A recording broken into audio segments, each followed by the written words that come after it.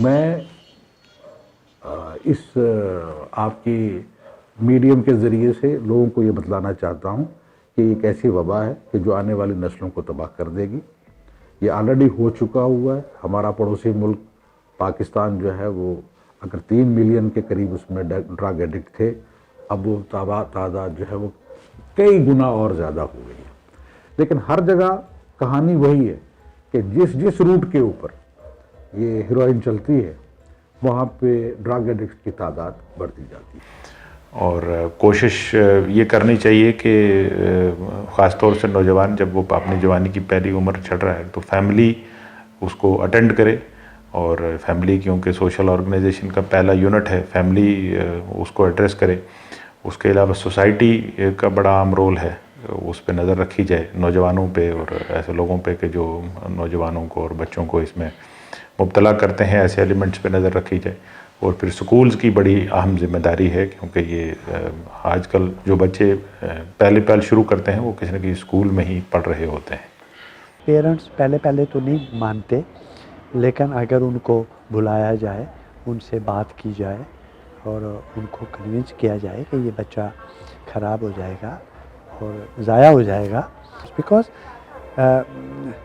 You are the human resource and human resource is the highest asset. No reason to be pessimistic or disappointed. I think if we take corrective measures, we can definitely bring about the desired change and reformation in the society.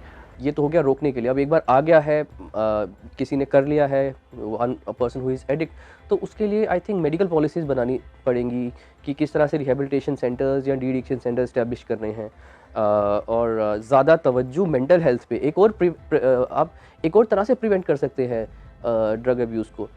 Society which is healthy is mentally healthy. Psychologically एक जो healthy society होती है उस पर drug abuse का prevalence कम होता है। I would give you an example कि एक बड़ी स्ट्रेसफुल सोसाइटी है, एक बड़ी ट्रॉमाटाइज सोसाइटी है। इतना स्ट्रेस है सोसाइटी में कि वो किसी ना किसी तरह से उस स्ट्रेस को कम करना चाहते हैं और शायद वो गलती से इन सब्सटेंसेस की तरफ चले जाते हैं।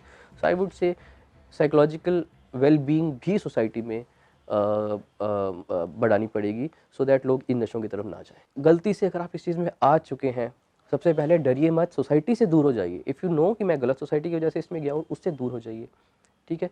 नो डाउट मुश्किल होता है, क्योंकि शायद इतना ज़्यादा एडिक्टिव है। अगर मैं हीरोइन की ही बात कर रहा हूँ या अगर बाकी अल्कोहल की बात करें, तो you have to get away from the society. Once you get away from the society, किसी से बात कीजिए, किसी एल्डर से, या जो आपका कॉन्फिडेंट है, जो कॉन्फिडेंट है, जो आपको लगता है कि मैं किसी से बात करूँगा तो वो शायद मेरा सीरियसली लेगा मुझे, उनसे बात कीजिए। And then you can seek professional help with a psychiatrist और with a mental health professional, जो भी आपके नियर बाय आपको मिले। And then if that professional thinks कि इनको हायर स्पेशलाइज्ड केयर की ज़रूरत है, तो फिर आप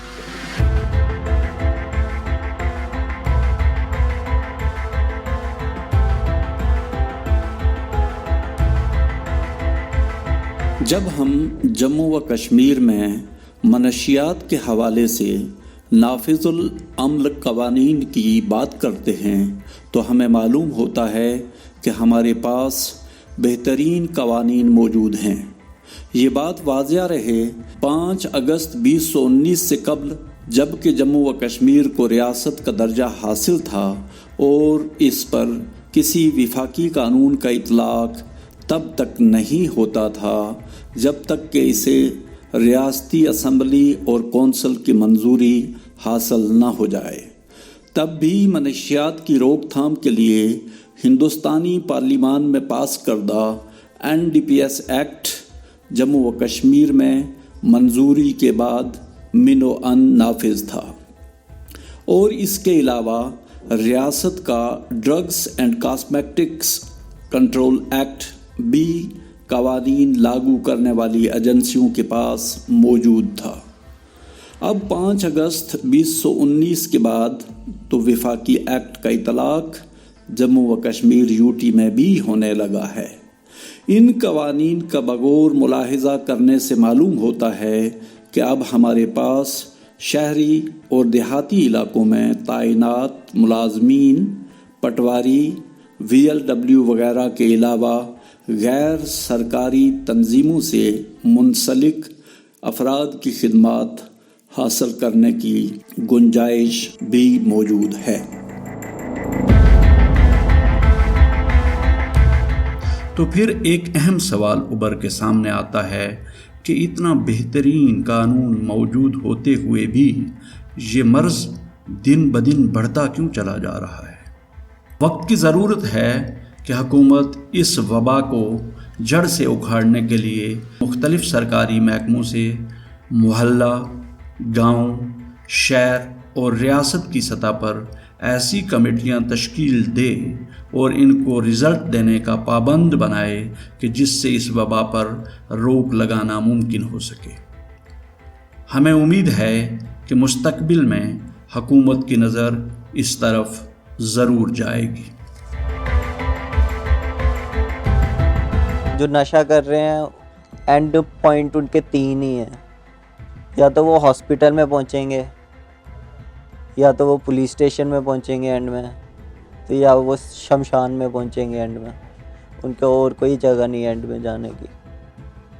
और लास्ट अगर वो बचना चाहते हैं तो उनको सेंटर आना पड़ेगा, अपनी लाइफ चेंज करनी पड़ेगी, एडिक्शन छोड़नी पड़ेगी।